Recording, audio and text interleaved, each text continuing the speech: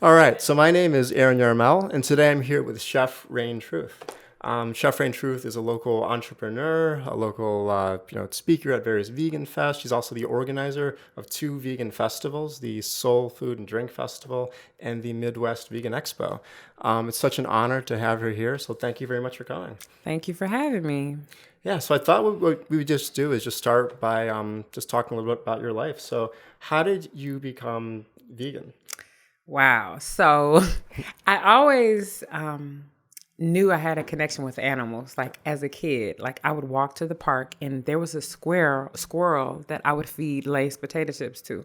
Like, I don't know how this squirrel, I swear it was the same squirrel. And I used to go and I don't know how I made the connection, like animals and food.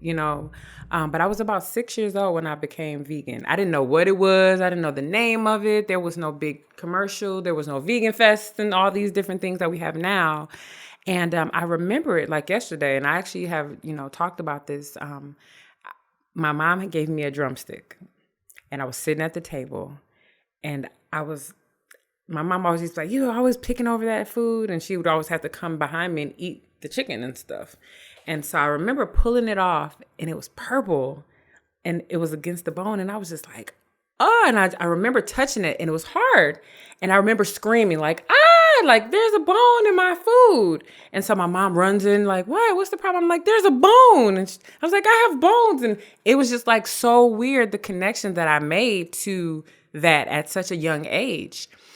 But it's so funny because I see the videos now of these little kids that are 4 and 5 and 6 and they're like, and I'm like, that was me, that was me. And so that's kind of how the transition became. And I started cooking at such a young age.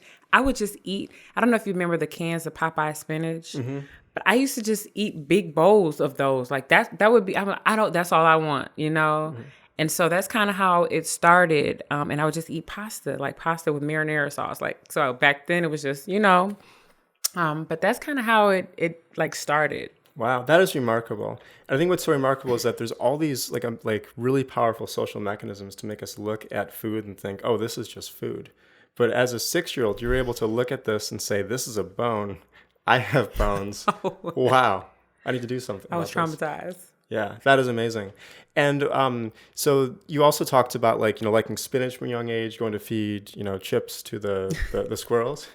Yeah. Such a poor diet for a squirrel. Right. But I gotta wonder. So like food was very important to you also from a young age. Yeah, very much so. Yeah, like what was that like? So my father was actually a gardener. Okay. He was a master gardener. He grew watermelon and forever, as long as I can remember. And so it was such a great thing to just be able to go and get fresh fruit and vegetables. And I just had a fascination with cooking. I remember as a kid, I used to play in flour. Like I used to sit in the kitchen. I always would get in trouble, but I would just have flour everywhere because I'm thinking wow. And then you think about it flour, wow, it can put out fires. You can bake a cake and you can make a stew with flour. Wow, it's such a versatile thing. So I just always had that infatuation and I was so enthralled with the fact of food at a young age. So wow. That's really cool. So it's so you see something like flour and you're like, you can do all these things with it. And it just sort of sparked interest for you. Yeah, definitely. And then my family cooks, my aunts and my dad and my grandmother also. So, and even though they were cooking non-vegan things, for me, just still the connection of I'm not going to eat that. Right. I'm not going to eat that, but I will have these sweet potatoes over here or, throw me a baked potato. I was a baked potato queen. I would throw baked potatoes in the oven and just eat them, skin and everything, Okay. So. Yeah, I can definitely relate to that. Like my, so I'm 3/4 Jewish. Okay. And that's a very big food culture. So my grandmother would make these amazing breads, these mandel breads, and then the salmon croquettes, which I would never touch anymore. Yeah. It's been 8 years since I've been vegan. I've been vegan for 8 years. But it's powerful when your whole family is doing this, when it's a big part of the culture. Yeah. Yeah.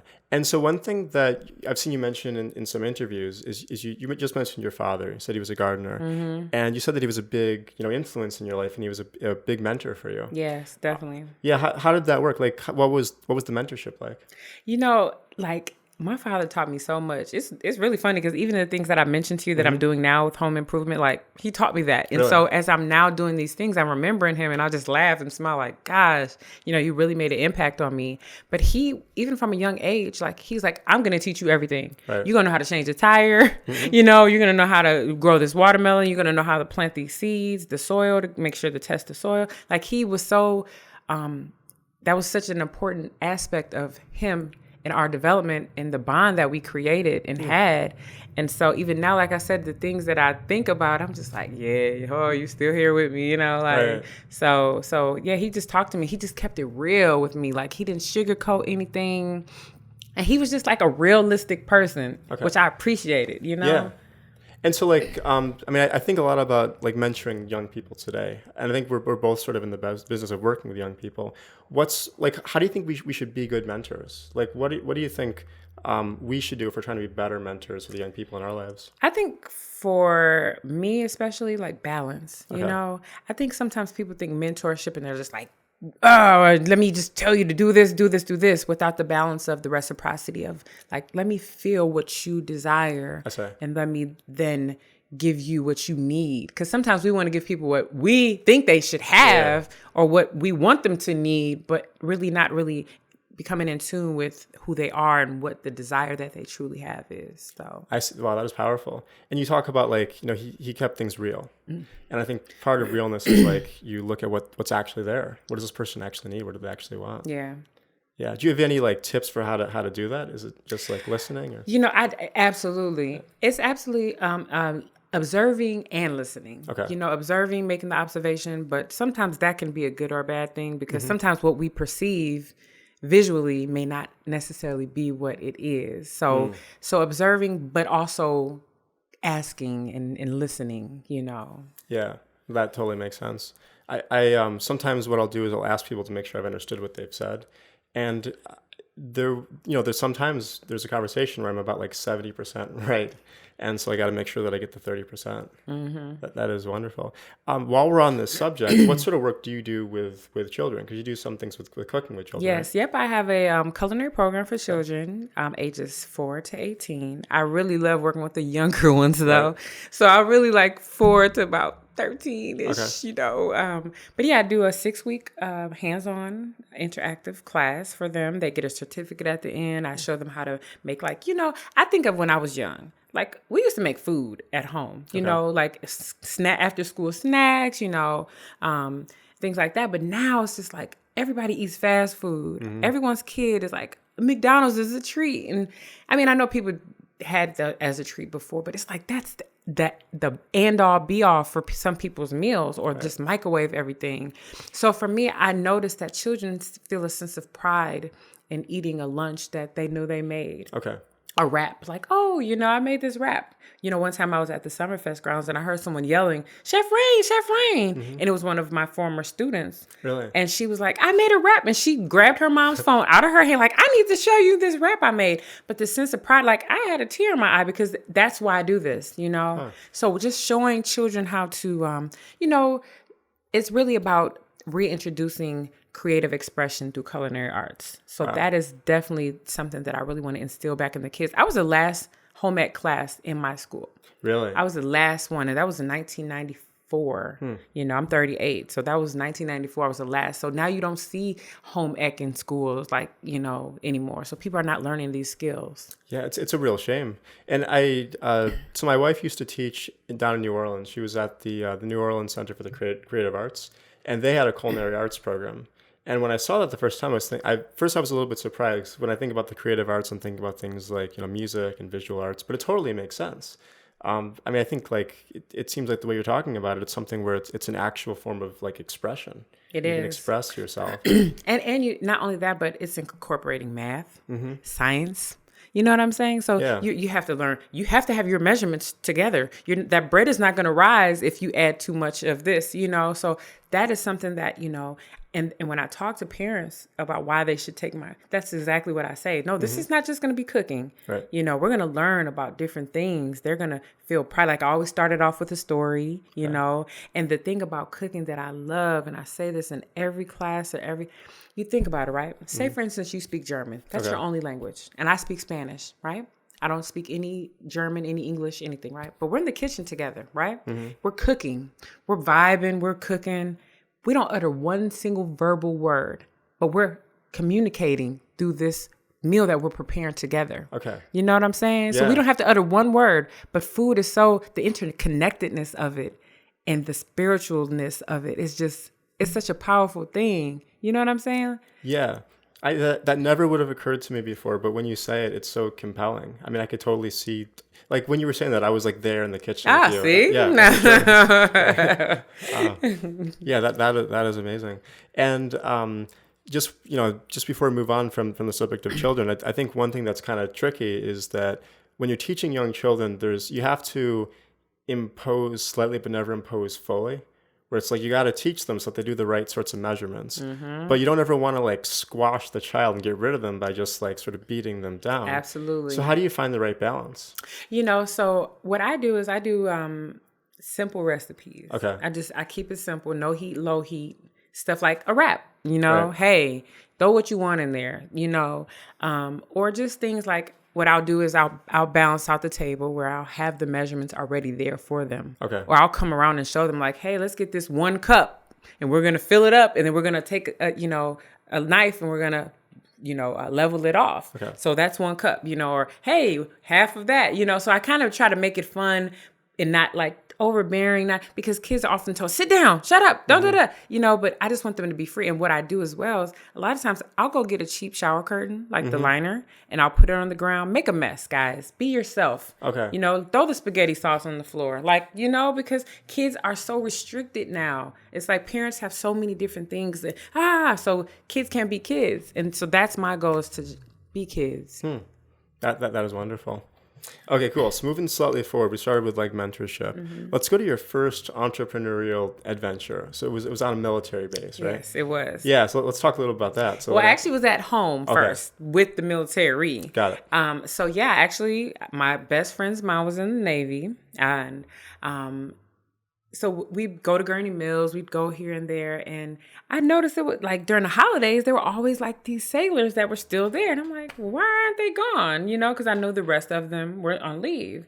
And so my friend's mother would say, well, you know, they probably don't have any families, or, you know, they didn't have the money to go.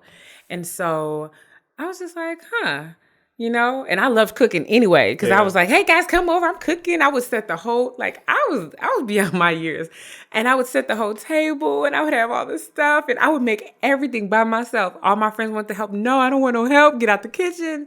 And so I would invite them over, and it just started happening so often that they actually gave me a room on the Navy base, so the sailors didn't have to come off the base. Wow. So it was really fun. It lasted for a couple years, and then it was a really great experience. And you were like a junior in high school when you did this, right? I was a sophomore. Sophomore, actually. oh, sorry. Yeah, I started as a sophomore in high school. Yeah, there aren't many sophomores in high school who will take that kind of initiative. I know. Maybe there'd be more if we like give them opportunities. But Yeah. like, I mean, how did you do that psychologically? Like as a sophomore in high school, where were you? It's like, I think it was, so I have 2 older brothers. Okay. They're 6 and 10 years older than me. But then again, having my father, and my father was a police officer, so I grew up in the police department. Okay. And so having these figures, like I literally was very mature. Like I was a very mature, people didn't even believe how old I was. And I just, you know, I'll say it like this. So if you see different shows like Shark Tank and stuff like that, and you see these teens that come on, like that was me. Okay. And so I think certain areas where we're not as exposed to it, but it's very common for teens and kids to have businesses and stuff like that. But because we're not exposed to it so much, it seems like so taboo or rare, you know. Okay, I see. So you were an entrepreneur from a young age. You built this thing. What sorts of difficulties did you have to navigate as, you know, high school student running this business? You had your military base like location. So you know, sometimes getting around. Getting around. Okay. Getting around, but I end up getting a vehicle. But and then just sometimes there's always going to be those couple of people like, well, she shouldn't be doing this because so you're going to have those different people that are kind of mad they didn't think of doing it first, and we could do this for ourselves, and why so that's kind of how that kind of went. Just certain different people were kind of real resistant against me doing it. I see. So it's mostly just like some people who either didn't understand why a high school student was doing this, or they were kind of jealous and they wanted it for themselves. Yeah, unfortunately, it's like, let's work together. We don't even, there's people look at stuff so much in a competitive fashion, and I understand it, but I don't. Like it's like we would get so much further if we worked together. Yeah, I think that's right. And ideally, competition should be collaborative in the sense we're both trying to, make something for people. Yeah. And like that kind of edge makes us better. Yeah, because my intention was pure in starting it. It wasn't thinking, ooh, how much can I make? Or it was a genuine interest in helping people who didn't have families. Because I know what it's like to have families. So I couldn't imagine not having that, Okay. Yeah, no, that was wonderful. Okay, cool. So now we have sort of like high school. Then after high school, you started a couple of businesses. Let's talk about that, and then I have a couple more questions about like being an entrepreneur. But so like, what exactly did you do? Like you went to study culinary arts. I did go to culinary art school, and I actually wanted to open a restaurant right after. Okay. But when we got to the last portion of the school and they started talking about the turnover rate and all, I was like, ooh, maybe I don't want to open a restaurant. Right. So then I always have been in hospitality. So I love like hospitality. I was working in a hotel. So that's actually what I was like doing. I was doing tourism and travel. So, working at resorts and stuff like that. Always engaging with people though, Yeah. So that's kind of what I did. I went through, I created a natural product line. So I was doing natural candles and bodies, body products and stuff like that as well. But it's so funny because a period of time, if you would have told me that I would be cooking again, I would have told you no, I wouldn't have. Okay. Like I really went through that phase where I was like, I don't want to do this anymore. I'm tired of it. Because what was happening was I was getting all these offers for high paying jobs, but of course they weren't vegan places, And so it was this frustrating feeling like, man, it's a lot of money, but I'm not touching no pork and no beef and I'm not touching it. So it was like, and even in school, so funny. True story. I used to get waivers in the classes for the meat. Really? My chefs and instructors loved me. So I would have a friend, do certain stuff and host seasons. Like I got waivers for stuff because I was just like, I can't touch quail. Like, oh my gosh, And so people are like, how did you make it to culinary school? I'm like, I got the gift of gab, Got the gift so you were just able to just talk your way into Man, wow. I don't know how I did it, but I did back then. Yeah, it's pretty funny. That is super impressive. Yeah. And is, because I've always wondered about that. I've always wondered how like vegans do in that kind of environment. And now they have actual culinary schools for vegans. Vegan really? Culinary school, yeah. I see. Do you ever teach at any of those schools? No, one is in New York. Okay. They had one in Portland, and then I think California has one now. They have like the Natural Institute for cookery and stuff. Yeah, so there's a couple different places that have come up since then. Yeah. So. Wow, that's wonderful. And so when you got the waivers, I'm just kind of curious about that. Did they have like sort of like close substitutes that you would do where you'd make like a vegan version? Okay. Yep. Cool. Yeah. Wow. Like I'm getting through this the one way or the other. Yeah. Cool. So something that comes in through that is the idea of like the virtue of prudence. So you're a very prudent entrepreneur.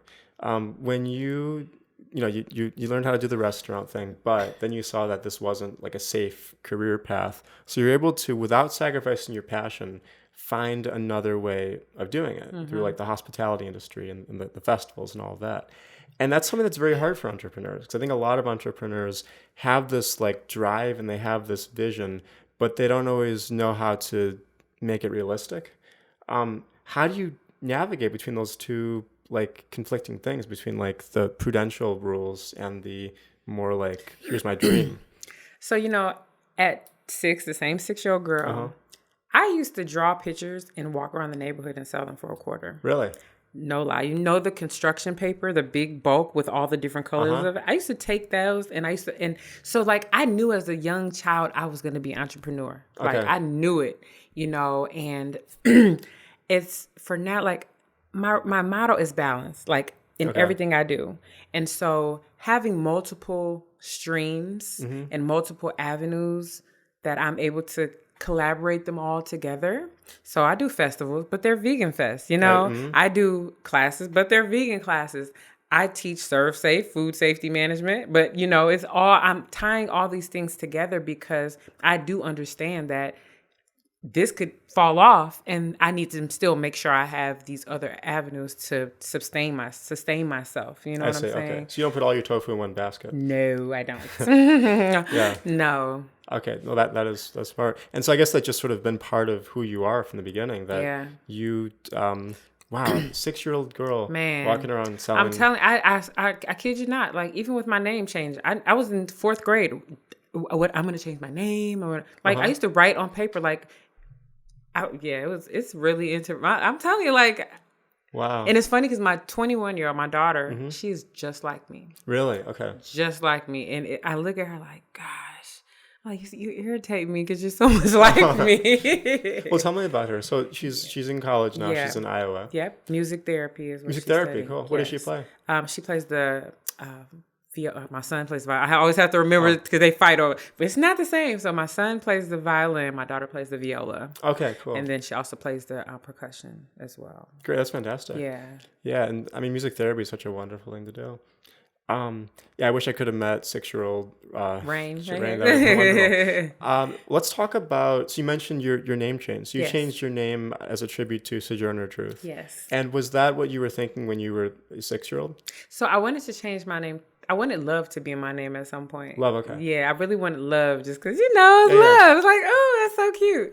But yes, a really good sister friend of mine from Boston and we actually both changed our last names to Truth. Okay. So she changed hers to Truth, and at the same time, we were like, we're going to do it. So it was really a really interesting thing. And actually, my daughter changed her name too. Like, really? It's so funny. That's what I'm saying. She's just like me. Wow. So we both decided we're going to pay homage to her and just her freedom fighter. And I love freedom, like just all of those different things.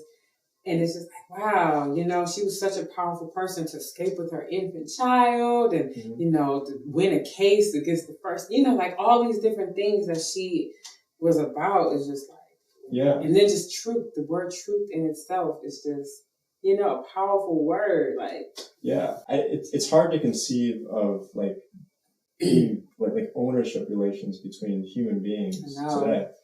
But to think about somebody going through all that is just like, yeah. And that's why my name is Truth. Because I'm her, like she is me. Yeah. Yeah. Wow. And did your daughter change her last name to Truth as well? No. So she kept our former last name, and then she changed her first and middle name. Yeah. So she's changed it more toward the non-binary, like so that she's really just like not anything. I see. Yeah. I guess that's sort of like a freedom kind of move also, what you're saying. I don't want to be bound by these constructs. Yes, absolutely. And I love it. Like my daughter's hair is green and yellow and like I just love her. Like she is me. Like I am just like, and it's so funny because she has piercings and I'm like, I remember I had a piercing, right? Like I'm just looking at her like, goodness, I love you. I love that you don't care what people think about you. Yeah. Wow, so she's like just the new version. I know. I said we would probably be hanging out if we were the same age. That's what I told her. Like, we probably would have been hanging out. That's wonderful. Yeah. And is so your son is he like you too? Is he an entrepreneur? Yeah. Well, you know what he goes through phases because he's in this. He's playing volleyball, so he's really heavy into volleyball right now, clubs and really focused on that. But he's not necessarily an entrepreneur, but he's definitely a good, like when he's in it, he's great at it. Mm-hmm. But he's more like with the home improvement, like we've been doing that together. Like we've been cleaning the gutters. Like he's really handy and he's really athletic. So I see. Yeah. Okay, cool. So he has like those things from your father. Yeah, man. Yeah, my dad taught him how to drive a riding lawnmower at 4 years old. So I have videos of him driving and down in Alabama, 4 years old. Wow. Yeah. That is. So did you grow up in Alabama? Nope, Waukegan. Waukegan. Yeah, okay. my dad, he just actually moved there after he retired. He moved, so, okay. Yeah, they had a house, a vacation house, and they just said, we're out of here. Got Too cold, we can't handle it anymore. Yeah. So let's talk a little bit about the festivals. So you have two that you've started. Yes. What was the motivation for starting them? So I've been vending quite a while, going all over Detroit, Baltimore. I've gone to different fests, New York, all over. And the one thing I noticed was that, there was just a certain portrayal of who was the representing audience. Right. And I'm just like, okay, I know a lot of vegans that are, African American or Latino. And I'm like, we're never really represented at these events, and especially on the expert panel level, like it's really rare. And so I'm just like, and I was actually kind of getting burnt out of vending, to be honest, as well. And so I'm like, I want to create something that's diverse. Right. I want to really show everyone, not just focus on a specific target market. I want everyone to be able to see people that look like them, And so that's kind of why I decided to start it. I really wanted to bring a different element, not just, okay, we're here, read this. And, I wanted to make it fun. I wanted to give people a reason to want to come with their families and their kids. And that was another thing, too. I noticed that it was primarily focused on adults, and I'm just like, we're always forgetting about the kids, Really. So that's why I created the Midwest Vegan Fest is the larger one. Mm-hmm. It's always every spring. I'm going to have a kids area and we do children's yoga and just showing them how to eat and, fun. And then, bring people from all over. That's the larger one. The one in the fall, which is the Vegan Soul Food and Drink Expo, that's the smaller one. It's more focused on the actual food and drink. So spring is like, hey, we don't just eat vegan food. We do this, we do this, we do this. Fall is more like, and you're going to get some good food. Like we eat this good stuff. So, so that's kind of why I started it, just to give people an outlet. And it's funny because I noticed since I started mine that other fests are now really they're promoting more diversity now. So I'm like, cool. That's good. Yeah. And I love going to your fests, and I think that's part of the reason where, I think everybody sort of notices that when your vegan fest is all white, like it's a problem. And it's not, so, you go to your fests and there's actual representation. Man, I love it. And I'm so excited for this next one. I have an Indian vendor. Oh, really? Food vendor now. Indian Village is coming, and an Asian food vendor now too. So like I'm really trying to, and if I can get an Ethiopian one too, Ethiopian food there, I will feel complete. That's fantastic. Yeah. Yeah, and like so people who haven't gone before.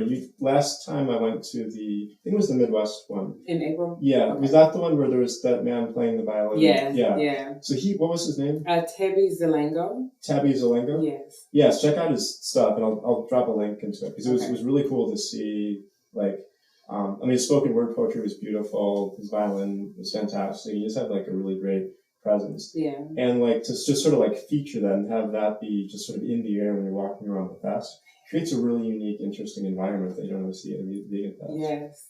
That's what I want to do. I just want to do different things that no one else is doing. Even if it's the blueprint for other people to start doing it. Right. Like, that's what I want to do. I want to bring new stuff and always thinking, like the little chef, like I want to bring different things that people are like, oh, wow, I've never seen, like you said, like you've never seen that, you've never seen, especially up here, you haven't seen it. So. Yeah, exactly.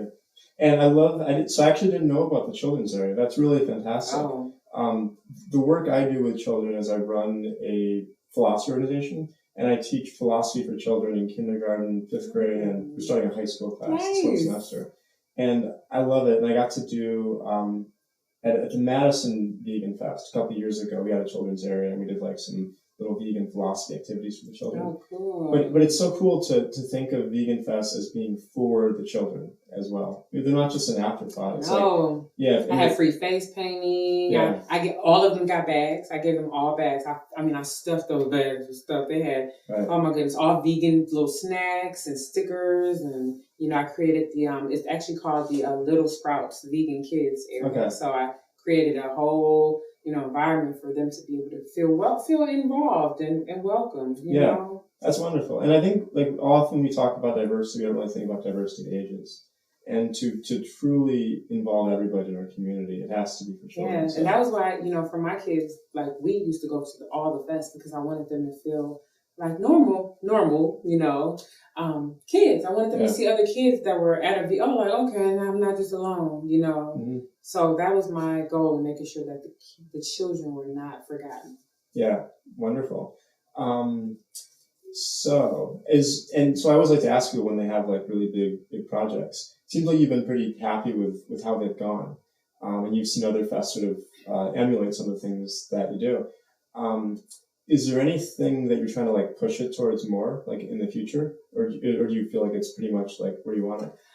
No, I really want more. I really want to incorporate the outdoors more. Okay. I really like. That's what I've been speaking to, and I won't tell too much, But I really do. I really want the freedom of the fresh air to trickle through as well.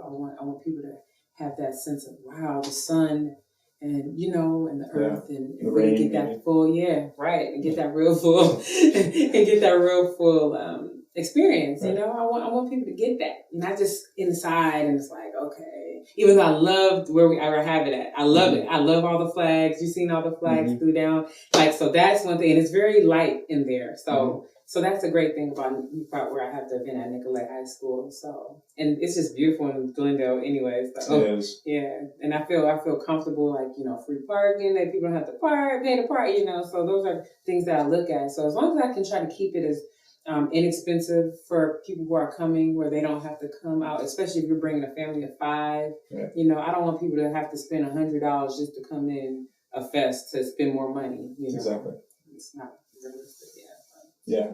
Wow, that's wonderful. I mean, and if you do the outside thing, I'll be really excited to see that. I've never seen a big vegan fest like that outside. So they have a veg fest. It's not vegan, but they have one. Actually, they just started one in Chicago. They have one in Chicago as well. Okay.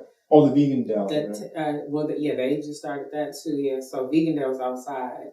So that's the thing. I would like to have it both, where I can have it indoor and outdoor, where people can kind of go through. You said you went to Madison a while ago. Yeah. Do you remember when they kind of had where you had to walk outside to go into the other part? I might have not been there when they did that. Okay. Because I was actually trying to have the event at the Urban Ecology Center? Yes. That would be really cool. Yeah, but they have so many restrictions there that it was not really. I wanted people to be able to paddle boat and stuff, but unfortunately that was. That would have been wild. Yeah, so my mind is big. It's really, really big. The ideas that I have, and I plan the fest all by myself. I don't have a team. I don't have a lot of fests have teams, and I do this literally pen and paper, 3 a.m. Okay, I gotta put them here. This vendor has to go here. I do everything myself. Wow, that is so rare. I mean, so one thing that I find fascinating about you is that you're both an entrepreneur and an innovator. Where most people can do one or the other. You have somebody who just has these great ideas, but they can't innovate. They can't actually build, and then once they have it, they can't sit until 3 a.m. every night and tinker with it. You're really good for my self-esteem. Oh, really? Okay. Or you have innovators who innovators are great if you hire them to work for you and they can work through all these problems and stuff. But you're one of the first people I've met who seems to be excellent at both. Thank you. I really appreciate that. Yeah, you're welcome. I appreciate that. Yeah, come on the show and I'll make you feel good. Yeah, so you're really funny. And one of the things that I enjoy, so I became Facebook friends with you a couple weeks ago, and I've really enjoyed that most of the funniest posts in my newsfeed are from you. Were you, and I mean this, it's not I'd say people are funny, but you're actually really funny. Thank you. I try. And is humor really important to you? It is so important to me. I spoke about my father earlier, and my father actually transitioned of brain cancer. He had brain cancer, and that was in 2014. Well, the very next year, my mom was diagnosed with stage 4 ovarian cancer. So she's still alive, and it's a lot. It's very important to me. And that's even with cooking. It was my therapy. Mm-hmm. It is my therapy. Being able to just pour that love into that and just have that moment with the food and just, the creation of what I'm doing. I've been through a lot in the last couple of years, and just having laughter as like the source of my happiness, is just like so important. So like, I want to laugh. Like, if we can't laugh together, I want to laugh so hard that I'm crying. Like, I love that kind of laughter. Okay. Yeah. How does laughter and comedy help us when we're dealing with difficult times? I think it pulls a sense of like, I think it pulls like an energy from, and I think like when you're laughing, it's so hard to be mad about anything, And it's funny because I seen a meme and it was like, I'm not arguing with people. Like, if you say 1 + 1 is 5, then you're correct. Enjoy, So that's kind of where I'm at in my life. Like, I don't have time to debate with people and argue. Like, I want to laugh. I want to enjoy life. I want to help people. And when I think you decide that that's how you're going to be, like, nothing can penetrate that. You know what I'm saying? Nothing can penetrate that, because I'm so focused on being happy that if you aren't, you're not going to be in my life. You know what I mean? Got it. So laughing and comedy shows and just talking to people who just want, we all go through stuff. And we all may have a day where we don't feel so, like my dad's birthday was just on July 2nd. He transitioned last month, and, like, there are so many different things, but I'm just like, I know my dad doesn't want me sitting here moping and crying, and, he wants me to do what I need to be doing. Right. And that was my motivation, to show other people how to eat healthier. My dad didn't eat healthy. He didn't, even though he had a garden, even though he had this and that, he didn't eat healthy, And unfortunately, sometimes when you don't have a strong influence on other people around you, which is why I say it's so important to have people of like minds around, when you don't have anyone else around you to say, hey, don't eat that pork, that's, or don't eat that,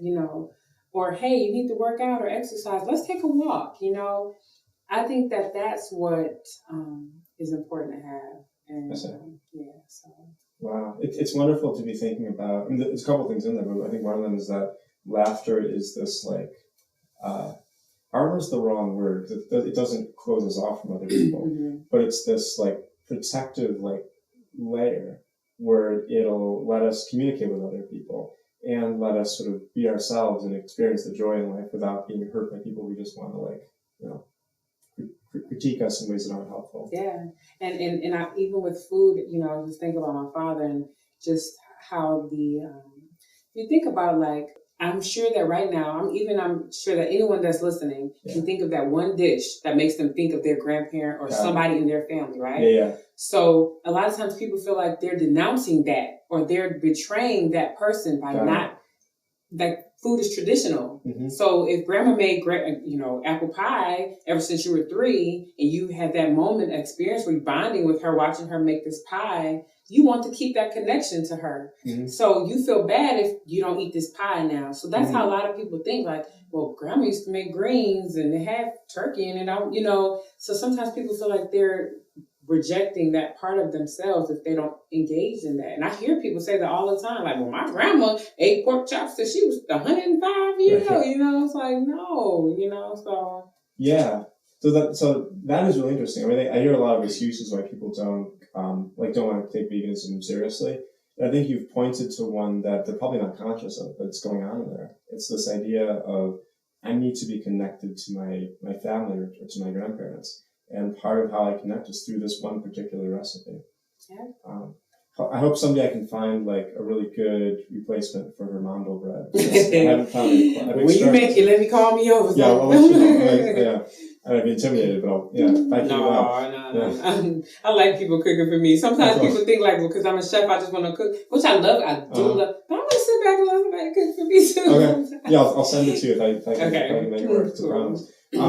And so that's wonderful about comedy. And I think, like, sometimes our comedy, like, I think we've lost something where a long time ago there was this really, biting kind of comedy that was sort of, like, showing truth to power, and like, we used it to sort of, like, rise up and dismantle things.